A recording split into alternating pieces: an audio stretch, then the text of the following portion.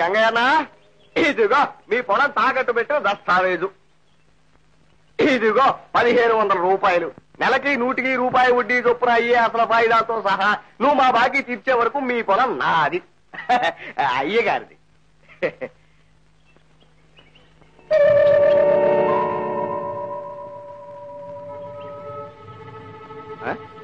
ఏమిటి గంగయ్యన్న సంశయిస్తున్నావు?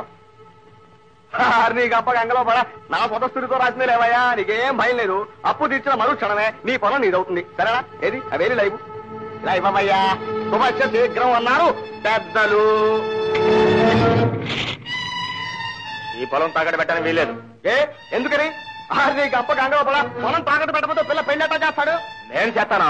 ఎట్లా చేస్తావా? ఆ పొలంలో పంటలు చేస్తాను. ఇది మన కుటుంబ విషయం, ఇందులో అతను జోక్యం కలగజేసుకున్నక్కర్లేదు. అయినా కూనీ కూర పండించిన పంట డబ్బులతో కవల పెళ్లి చేయడం ఏమిటి? అది మాట కుక్కగాడు చెప్పుదా బానే, అలా చెప్పమ్మా. నేను కూనీ కూరనే ఆయన నెత్తురు చేతులు, కానీ ఆ పొలం మీ శివయ్య ఆత్మ అన్నారే, మరి మీ అబ్బాయి ఆత్మని ఇప్పుడు తాకట్టు పెడతారా? గంగయ్య, ఏమిటి నాటకం? నీ కోళ్ళు కాళ్ళ వల్ల పడి ఏడిస్తే దయదలిచి డబ్బు ఇవ్వడానికి వచ్చాం గానీ. దయ అంట దయ, నీ దయ అట్లాంటిది ఈ ఊళ్ళో అందరికీ తెలుసు. నీ దయ మాకు అక్కర్లేదా?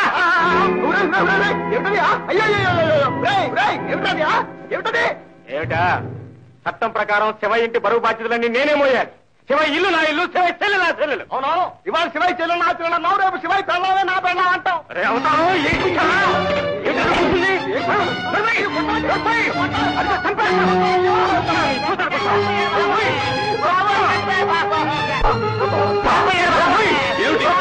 ఇంటికి పిలిపించి అవమానపరుస్తావు.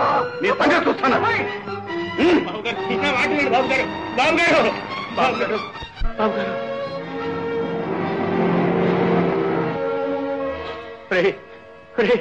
ఏమిట్రా ఇది? మమ్మల్ని అన్నిందాలా నాశనం చేయడానికి వచ్చావు నువ్వు. ఇంకా ఎన్ని కష్టాలు పెడతావురా మమ్మల్ని? పరా పరా ఇక్కడి నుంచి. దౌర్భాగ్యుడా దౌర్భాగ్యుడా. ఏమే కూడే మన కాపురాన్ని కూలదోయడానికి వచ్చాడు ఈ పాపిస్తాడు. శిక్ష అనుభవిస్తున్నది ఆడు కాదే, మనమే. రాసులు ఎట్లా ఉంటే ఆడనుకునే లాభం. ఇదంతా పాపిష్టి కూతురు కర్మ. అమ్మా అమ్మా, పోసేని మొఖం దానా, నీ మొఖానికి పెళ్లి కూడా అవుద్దా? ఏటోనో కోటోనో పడి సావక ఇంకా బతుకుండా వెందుకే? ఎళ్ళెందులో పడి సావు.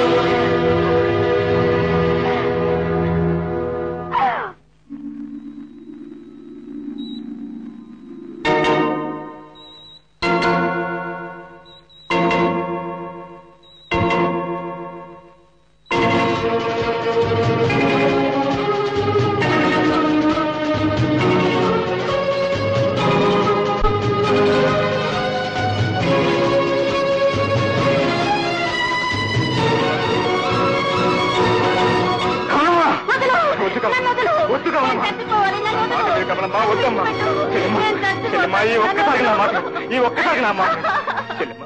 ఇప్పటికే మీ అన్నయ్యని చంపి ఎక్కడ లేని పాపం మూట కట్టుకున్నా. నా జీవితాంతం నీకే సేవ చేసినా నా పాపం తీరుదమ్మా. చెల్లెమ్మ, ఇప్పుడు నువ్వు కూడా చచ్చిపోతే ఆ పాపం కూడా నాకే అంటుకుంటుందమ్మా. ఆ పాపం కూడా నాకే అంటుకుంటుంది. సుఖపడదాం అనుకుంటే చెల్లెమ్మ, చిన్నదాని మీద నీ కాళ్ళకు మొక్కుతాడమ్మా, నీ కాళ్ళకు మొక్కుతాడు. అవునమ్మా, నువ్వు ప్రేమించడం తీసుకొచ్చి నీకు పెళ్లి చేస్తాను. నా మాట నమ్ము, నా మీద ఒట్టు. చెల్లెమ్మ పదమ్మా, ఇంటికి పదమ్మా. చెల్లెమ్మ చెల్లెమ్మ పదమ్మా.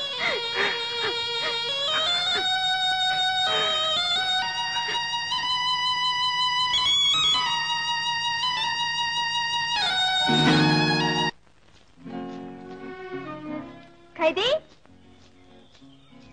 ఓ ఖైదీ. అరే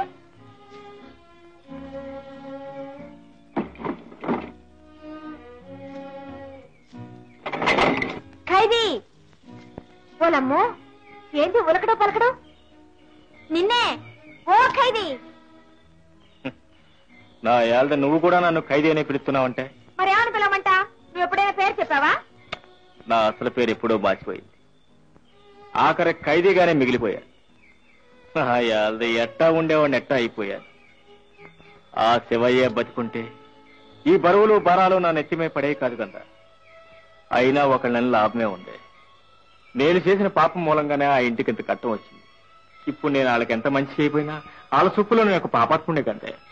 అదేం కాదులే, చేసిన పాపం చెప్పుకుంటే పోద్దని మన పెద్దవాళ్ళు అంటారు. నువ్వు చెప్పుకుని బాధపడుతున్నావుగా, ఇంక పాపం ఎక్కడ ఉంటది, అంతా పోయి ఉంటది. ఇదిగో నువ్వు బాధపడమాక. ఖైదీ బాబాయ్, ఓ ఖైదీ బాబాయ్, ఆ కృష్ణాపురం వాళ్ళు మన కమలెత్తని కాదని వేరే పెళ్లి చేసుకుంటున్నారట. నువ్వు తొందరగా రా బాబాయ్.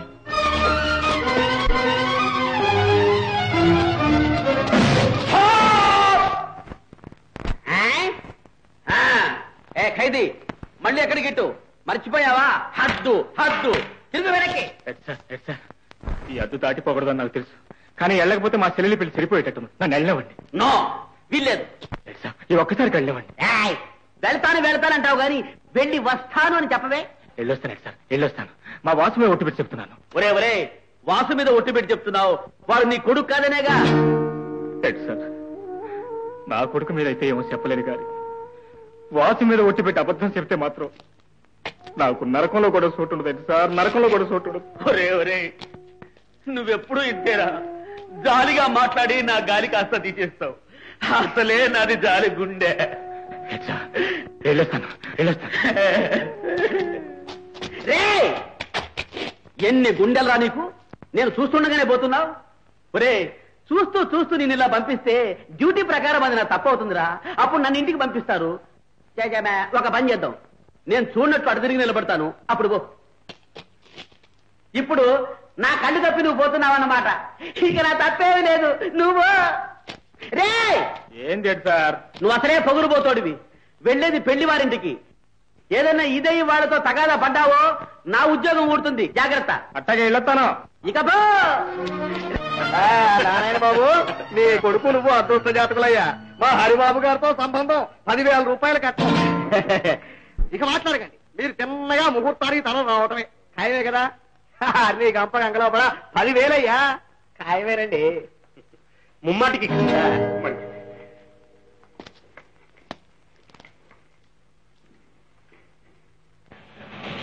బాబు గారు.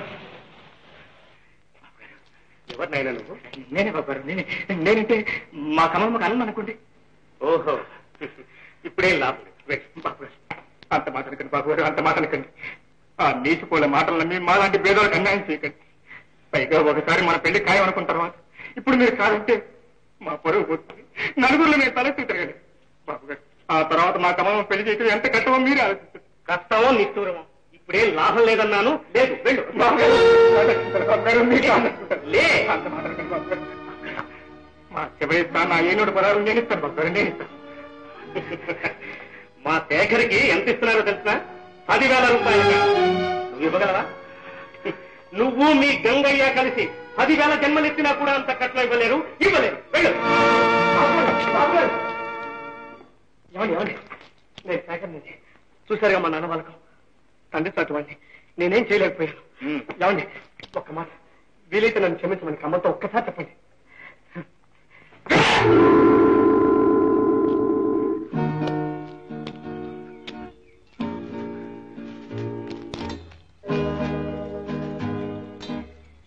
ఏం ఖైదీ మావా, నువ్వు వెళ్ళి పని ఏమైంది? ఏం కాలేదే. అది నీ మొహమే చెప్తాందిలే. ఇంతకీ వాళ్ళు ఏమన్నారు అంట? నా యాళ్ళ డబ్బు గడిదిన రకం ఆడి కొంపకు నా చెల్లెల్ని కోళ్ళగా పంపిస్తారా? మరి రేపు పాడికి ఆడి బాబులాంటి సంబంధం తీసుకొచ్చి నా చెల్లెలకి బెమ్మాడికి పెళ్లి చేస్తాను చూడా. ఒరి ఖైదీ మావా, నీ డ్రైవర్ బుద్ధి పోనిచ్చుకున్నావు కదరా. ఆడదాని మనసు అంటే మోటార్ టైర్ అనుకున్నావేంటి? అది మార్చి తీయడానికి. ఏంది నువ్వు చెప్పేది? కంటికి ఎదురుగుండా కాపడ్డా కదరా మెదళ్ళ ముద్దువి. ప్రేమంటే నీకేం తెలుసు? ఆడదాని ప్రేమ అగరొత్తు లాంటిది. వాళ్ళిద్దరూ చిన్నప్పటి నుంచి ఎంతగా ప్రేమించుకున్నారని నీకేం తెలుసు? అబ్బో, ఏమిటని అల్లరి? పెళ్లింటి ముందు పోతులకి పోతావా? మెడబెట్టి గట్టించమంటావా? గట్టి చాలవయ్యా. మోహన్ చూడు. ఏమయ్యోయ్ పెళ్లి కొడుకు, చిన్నాళ్ళు ప్రేమని మా కమలమ్మ చుట్టూ తిరిగి ఇప్పుడు ఇంకో పిల్లని పెళ్ళాడతావు. సిగ్గులేదు? చిచి, అసలు నువ్వు మగాడువేనా?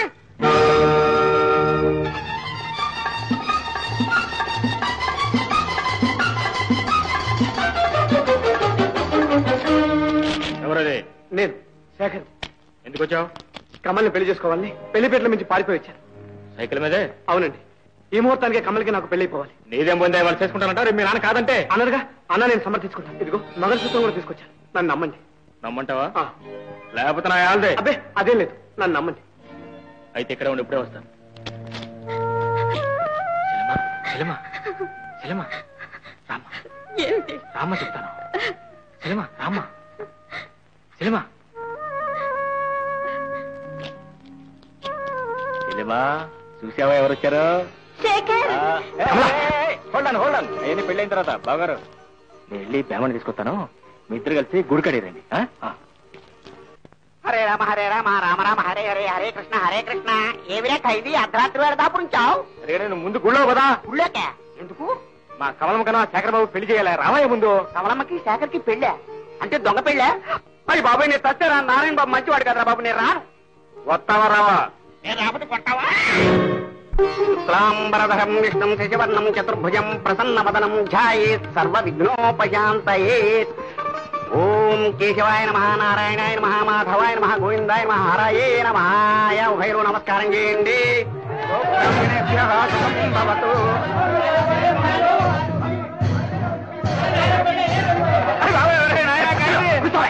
వచ్చేస్తున్నారా? ఇంత ప్రాణం ఎందుకు వచ్చిందిరా బాబు?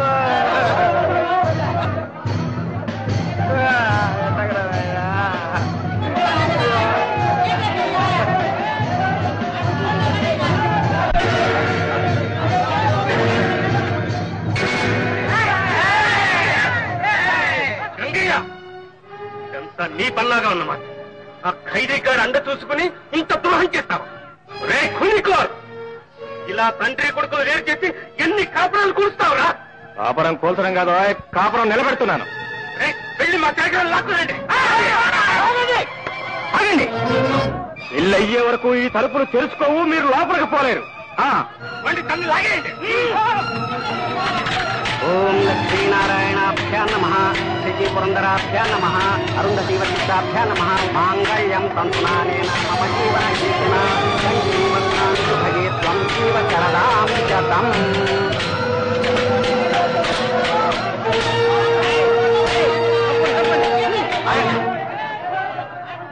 ఏమిటిది? ఏమిటి గొడవ అంతా? ఇన్స్పెక్టర్ గారు, వీళ్ళ అబ్బాయి పెళ్లి మీద నుంచి ఎత్తుకొచ్చి ఈ గుళ్ళు దొంగ పెళ్లి చేస్తానండి ఖైదీ. రాజా, లేదు ఇన్స్పెక్టర్ గారు, వీళ్ళంతా కలిసి నా కుటుంబాన్ని నాశనం చేయాలని, దాని మాన మర్యాదల మంట కలపాలని చూస్తుంటారు. ఆ పెద్ద మనిషి కొడుకు నా చెల్లెలు కమలమ్మను ప్రేమించాడు. ఆయన కూడా ఈ పెళ్లికి ఒప్పుకున్నాడు. తీరా ఇప్పుడు కట్నం కోసం ఆశపడి ఏరే సంబంధాలు చూసుకుంటున్నాడు. రాజా, నే పెళ్లి కొడుకుతో మాట్లాడాలి. ఇన్స్పెక్టర్ గారు, ముందు తలుపు తీ.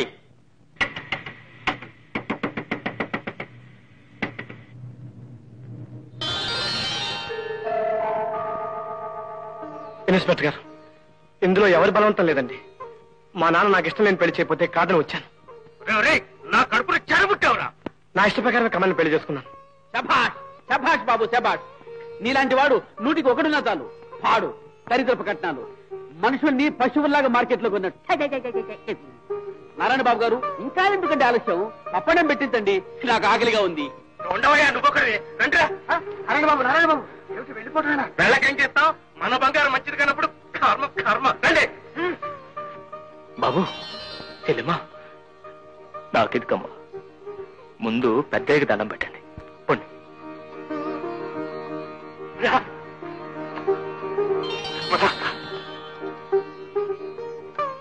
కలకాలం పసుపు కుంకుమతో సుఖంగా ఉండు తల్లి.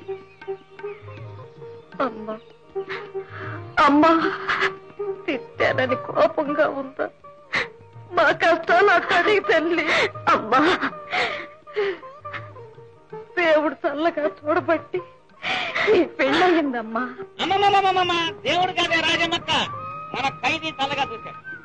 చేసుకున్న వాడికి చేసుకున్నంత మహదేవా అని అంతమంది మీద పడి నెత్తురు కారేటట్టు కొడుతున్నా చెల్లించకుండా పెళ్లి చేసింది ఎవరు? వీడు. రాజమ్మక్క, ఈవేళ నీకు శివయ్య లేని లోటు తీర్చాడు. మా నాయనే. బాబు, నాయనా, ఎక్కడున్నావయ్యా? బాబు, నా బిడ్డ పెళ్లి చేయటానికి నేను ఎత్తురు దారిపోసావయ్యా. దాంతే ఉందిలేమ్మా, ఎంత నెత్తురు దారిపోతే మాత్రం నేను చేసిన పాపం తీరేనా అమ్మా? అమ్మా, ఇవాళ చెల్లెమ్మని పెళ్లి కూతురుగా చూడటానికి 1000 కళ్ళు కూడా చాలు అమ్మా, 1000 కళ్ళు కూడా చాలు. పిచ్చిదాయన, ఇంత పుణ్యాత్ముడివి నిన్ను కళ్ళారా చూసే బాకీ లేకుండా ఆ దేవుడు నన్ను గుడ్డిదాన్ని చేశాడయ్యా. నన్ను గుడ్డిదాన్ని చేశాడు. బాబు లేవండి. బాబు గారు. బావా మీ మేలు ఈ జన్మలో మర్చిపోలేను బావా. అన్నయ్య చెల్లెమ్మ, ఆ దేవుడు నిన్ను చల్లంగా చూడాలా, ఏళ్ళు నువ్వు పసుపు కుంకుమలతో చల్లంగా ఉండాలా. అన్నయ్య అమ్మా, రోజు మా ఇంట్లో నీ పేరే చెప్పుకొని దీపం వెలిగించుకుంటా అన్నయ్య. అన్నయ్య అన్నయ్య అన్నయ్య.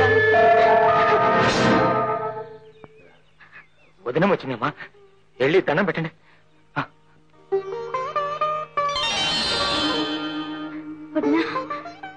కమల, మిమ్మల్ని ఆశీర్వదించే అర్హత నాకు లేదమ్మా. వదినా, నాకు ఆ సౌభాగ్యం మీ అన్నయ్యతో పాటే పోయిందమ్మా, పోయింది.